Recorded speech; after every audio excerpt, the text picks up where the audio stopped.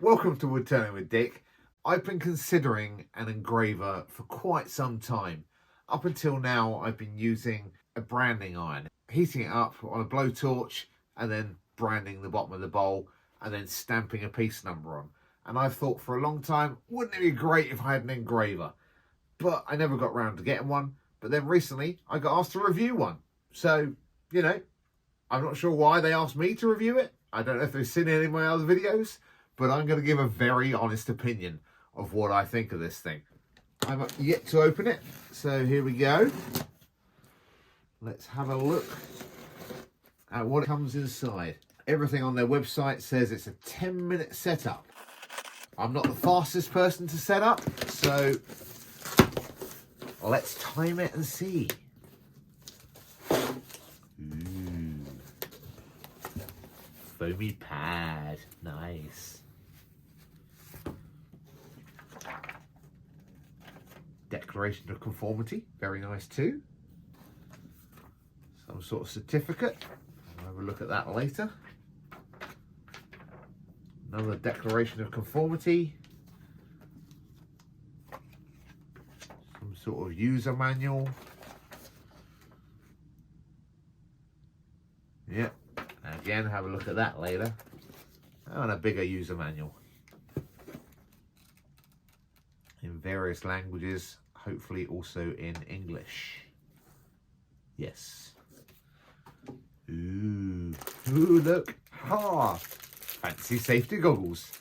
Might even wear those out on the street. Oh, I love it. Pack of, looks like test pieces and some cable ties and some nuts and bolts. I need that. Ooh, more sponge. Let's have that out. More sponge.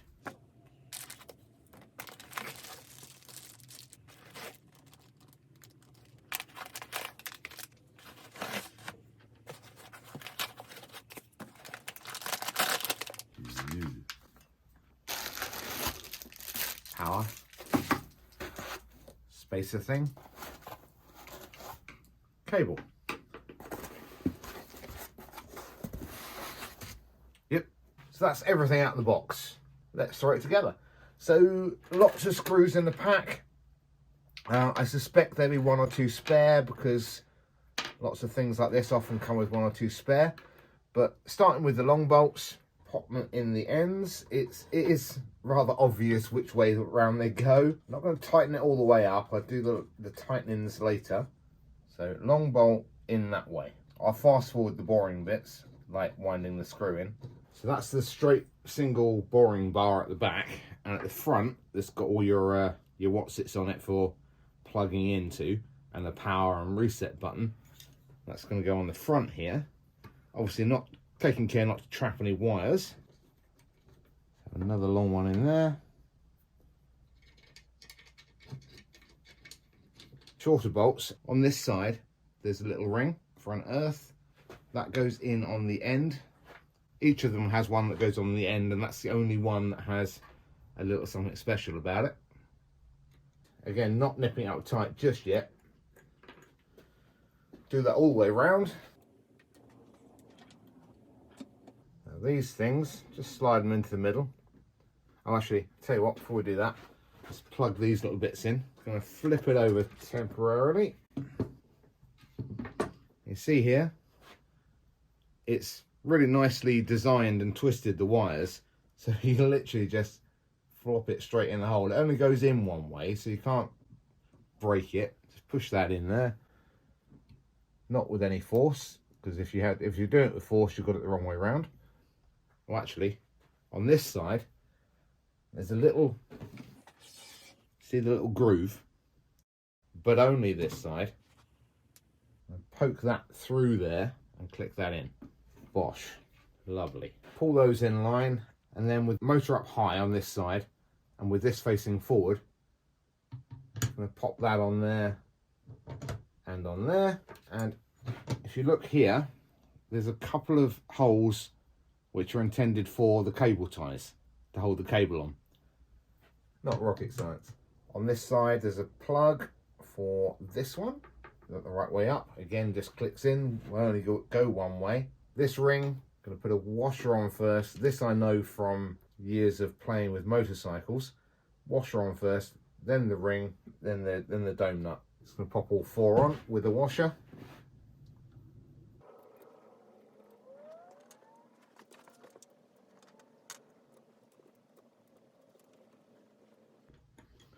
Actually, I can nip those up now, so just a slight bit of tension. Don't over tighten them, only small. So it looks like I've got one spare dome, one spare short bolt, a long one. Haven't figured that. I do know what that is for. I won't lie to you. And two spare washers. Happy days. Let's go around and nip everything up quickly just to tighten out. I tend to use the Allen key like this and then tighten reasonably tight that way. If you're doing it that way, you're going to over tighten it if you do your maximum tension. Quickly turn it around so you can see it a little better. I'm going to move this up manually. So this wire is always going to be sticking out, and I'm yet to connect this and this wire here, little white one. Again, you've got an earth and a clip, so clearly it's going to go on this end. Little block connector there. Pop that in the right way around. It only goes one way. Bosh. This is all a bit, I don't want to catch this wire and have it pull out, so I'm going to put a couple of cable ties on there nice and tight in the dedicated hole.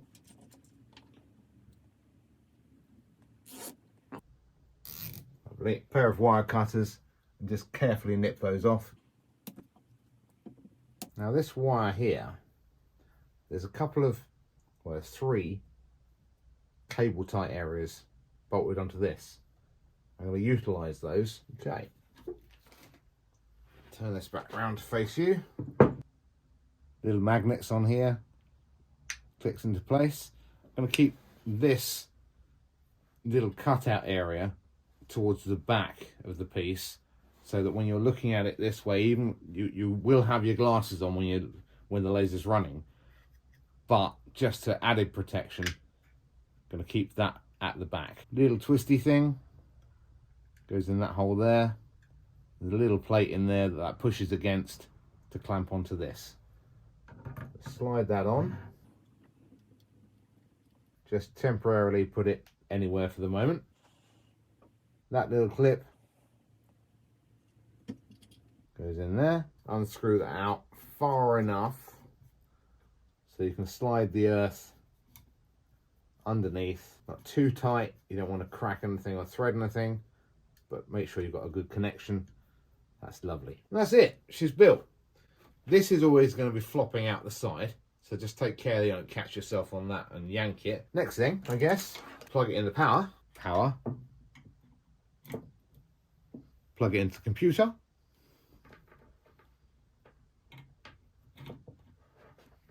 The little height gauging thing comes with little covers on it to keep it nice and clear and clean, which I got started earlier with my very short nails. So I can pull those off. Lovely. I'm not going to use MDF like most people do. The first thing I want to be engraving is actually this surface, because it appears in all my videos, so why not? I'm going to slide that underneath as a temporary thing. I'll put that in roughly in the middle. I'm going to use my depth gauge, I'm going to call that. It's something to do with focus and being the right height above a piece. So just loosen that off, slide that down so it touches it, tighten up, and then slide that out.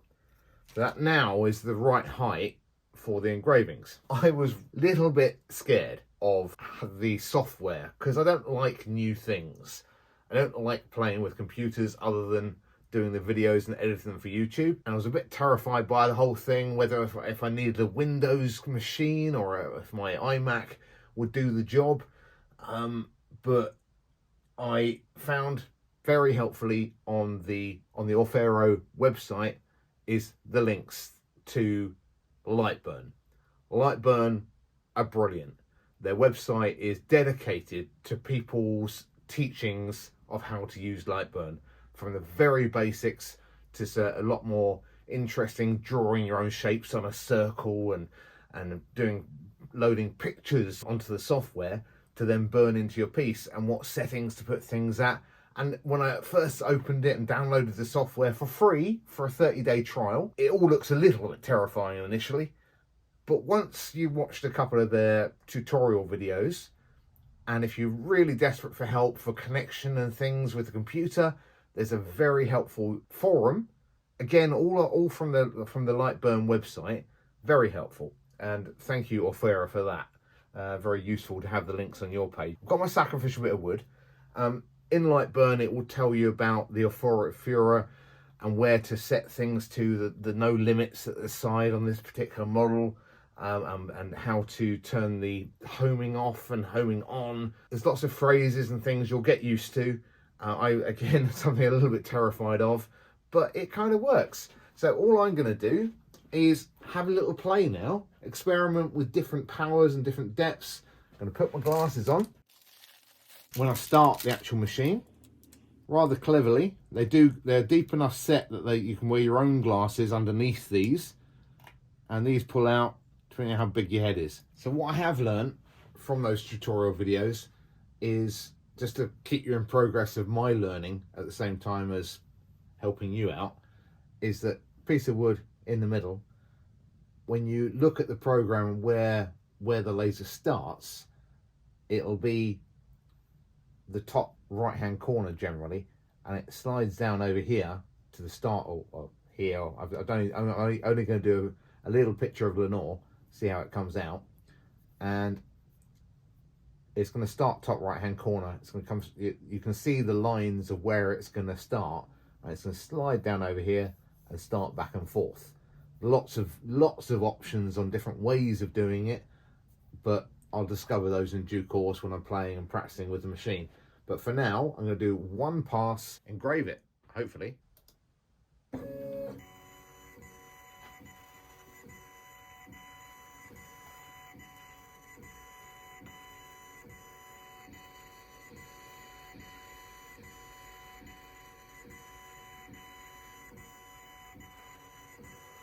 Now, ventilation is a really good idea, because you can see the amount of smoke coming off that already. A little fan, which I'll put on in a moment, and doors open in my workshop, front and back. So I'll just do that before I get choked with smoke. Right, fan is on, both doors are open. Probably notice the difference in the light, and it's busy burning away. Now, highly suggest tests on different woods when you use it, and different power strengths, different speeds of the machine. At the moment, I can see just a black line. We'll get you a bit closer, and we'll see how this picture of Lenore turns out, if at all. I may have set it too high, but we'll see.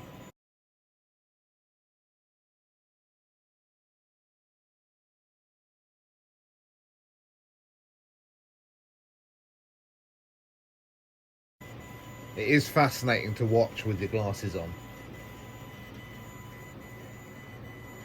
I mean, this is obviously way too dark, but I'm going to let it run its course because I'm learning from this. I'll make a note underneath it of what settings I had it on, and then I'm going to run it a little bit faster with a little less power and see if the picture comes out a bit clearer. I'm actually going to stop it there because you really can't see the image at all, because I had it on too high a burn and too slow. So I've sped it up and reduced the power, and let's see how it does on this one. I can already tell there's more detail in that. Ah, that's good. That's good.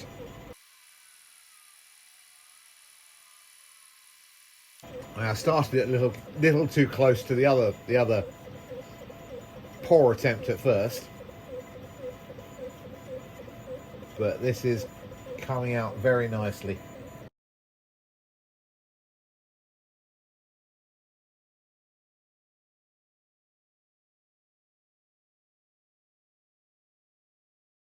That's some serious clever.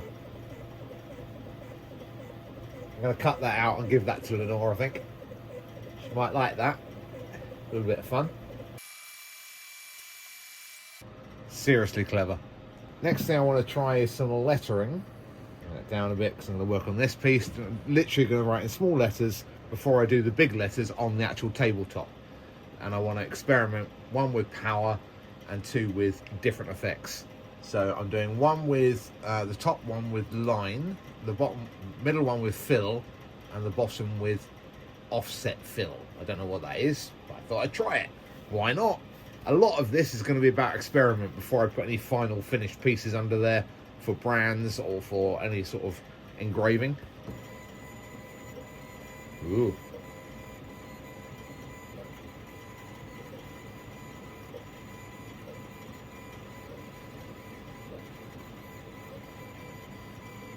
So that's the line.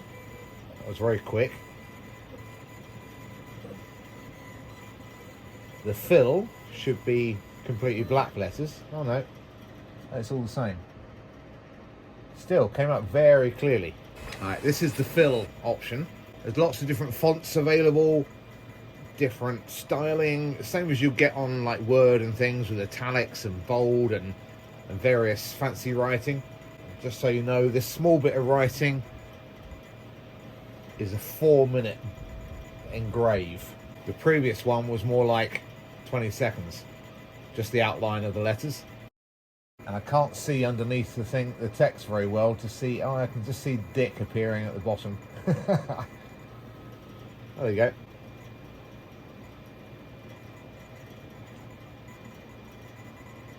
Ooh, I like the fill. Now it's doing the wood turning at the top. This is an amazing machine. The possibilities are endless. All you got to do is build it, get used to the software, which honestly, last night, a lot of study on the internet, maybe hour and a half, perusing the Lightburn website, having followed the link from Aufero, I can't say it properly, A-U-F-E-R-O, Aufero. But as a machine, I'm impressed.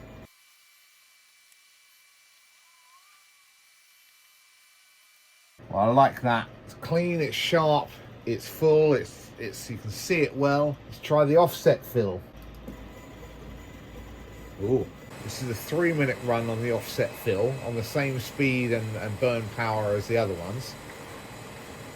And it looks like it's just filling in a different way, burning it in different patterns.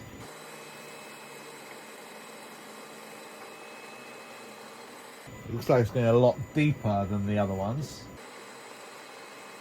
I say it again, lots of experiments needed. What I'm going to do with this is, I'm going to, as I said, I think I might have said before, I'm going to write on this what settings they were and then keep this as a sample piece so I know for future reference. So for example, if I wanted to do this offset fill, I'd know I'd need to be sanding a bit to get rid of those burn lines around the outside edge, or lower the power. That looks almost like it's cutting into the wood rather than engraving. Let's have a little look. My next job, I actually want to do a sign on this. I know it's a rough old piece of desk, but it's still nice and flat. It's still got a good function for a while. So I'm going to put the YouTube logo and Woodturning with Dick across the top. Push that up to the top, max, top there. Program the computer. Need to adjust my height, not forgetting that, because I've taken a bit of wood out.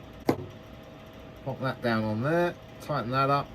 Work out exactly where I want it on the desk, which is probably going to be more right at the very top, middle-ish. Right, let's go. I'll put it on time lapse. So if you fancy getting one of these, it is a basic model, but it is a lot of basic model. For a first-time user like me, it's perfect. It's great fun. I'm going to spend many hours playing with it and experimenting and eventually, hopefully, doing some quite cool, funky things. In the description down below, there is a link that takes you to the Aufero website where it gives you options for different machines. This one is the Aufero 2-2 on their website. There are other options available if you want stronger lasers, if you want to cut things, you want to do stuff. There's all the tutorials on there. Brilliant, absolutely. Initially, it's like, oh my God, there's so much stuff and information here. But if you take your time, read through it, watch the videos, you get to grips with it quite quickly. Anyway, see you again soon.